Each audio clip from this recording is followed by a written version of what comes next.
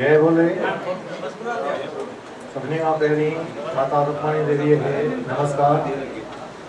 असांजा आयल शायर, senior citizen, संत महात्माओं, सभिनी जो स्वागत आहे। सचपच दीपक खे जेका आसीस आहे, असांजी भेण रुक्मणी देवी हिन मथां अहिड़ी का आसीस कई आहे, मां हुननि बि सीनियर सिटीज़न में चयुमि कहिड़ी हिन में शक्ति अची वई आहे, कीअं थो कार्य करे, कीअं थो 18-20 कलाक कमु करे, केॾा कार्य थो। ऐं जीअं जीअं कमु माना वधंदो थो वञे तीअं तीअं हिन में निमिरतारी थी वञे। हिन जे पिता साहिब जी, माता साहिब जी वॾी आसीस आहे। त प्रदीप अॼु ॾाढो सुठो हिकिड़ो माना जेको तव्हां ॿुधायो गोविंदा त हमेशह माना आहे ई। असां जेका तव्हां ॻाल्हि कई नीरा स्कूल में, उन टाइम खां वठी मूंखे शाइरनि जो प्यारु मिलियो आहे। दादा सलामत राय, भाऊ गोपैरानी ऐं मूंखे घुराईंदा हुया तंहिं टाइम ते मां हुते हूंदो हुउमि। हिननि सां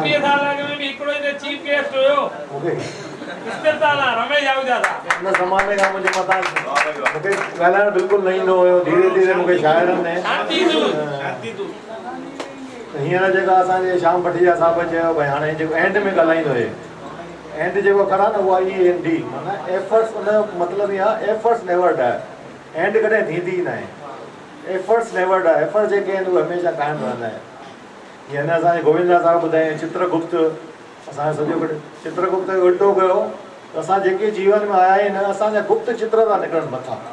असां अंदरि छा आहे, ॿाहिरि छा आहे, अंदरि कीअं था ॻाल्हायूं, ॿाहिरि हिकु था ॻाल्हि ॻाल्हायूं, अंदरि में ॿी आहे, उहो सभु उते उनजे हिसाब सां असांजो जेको आहे उहो कर्म ठहे थो पियो।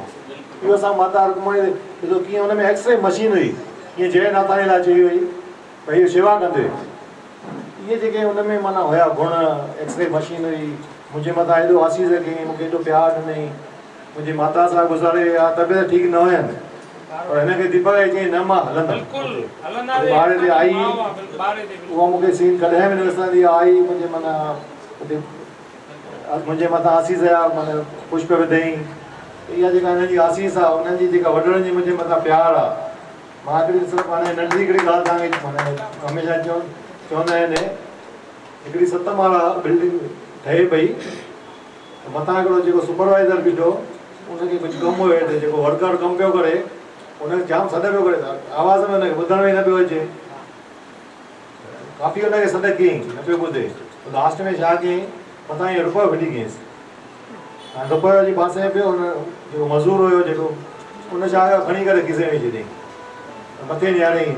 हिनजी हाणे वरी तंहिंखां पोइ वरी हुन चई नथो निहारे, 500 नोट मथां फिटी कयईंसि। पोइ 500 खणी करे खीसे में विधईं।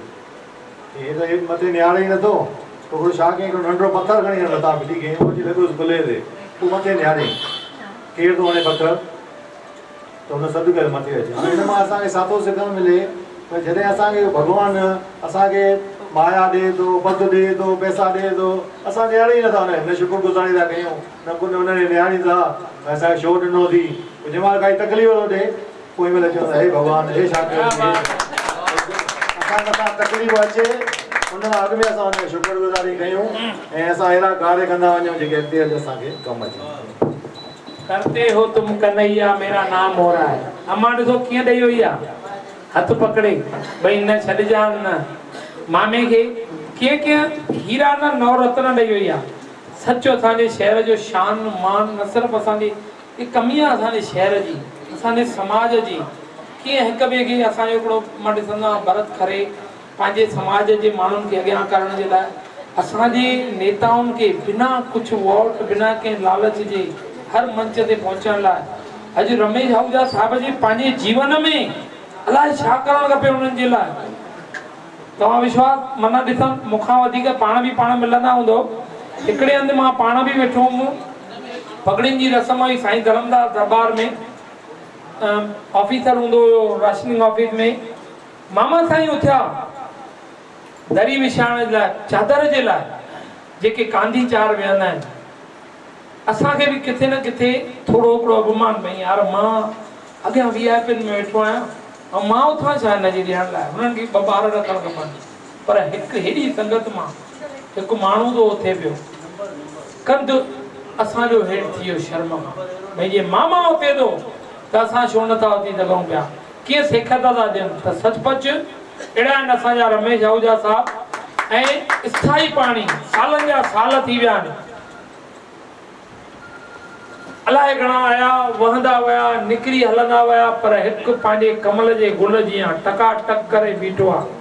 35 साल अॻु में बि शांति दूत, त अॼु बि उन ई पद ते पद आया, केरु हुयो नगर थियो, काॾे वियो ख़बर ई कान्हे का, बीठे ई न पिया थिए। तहिड़ा पद अलाए घणा ईंदा अलाए घणा वेंदा, पर इहा सची समाज जी ताक़त। त मां सिर्फ़ु हिकिड़ा 2 मिंट घुरंदुमि, भाई साहब असांजे विच में आहिनि, ऐं हिकिड़ो स्वागत जी रस्म ख़ाली तव्हांजे हथ सां निभायूं। भाई साहब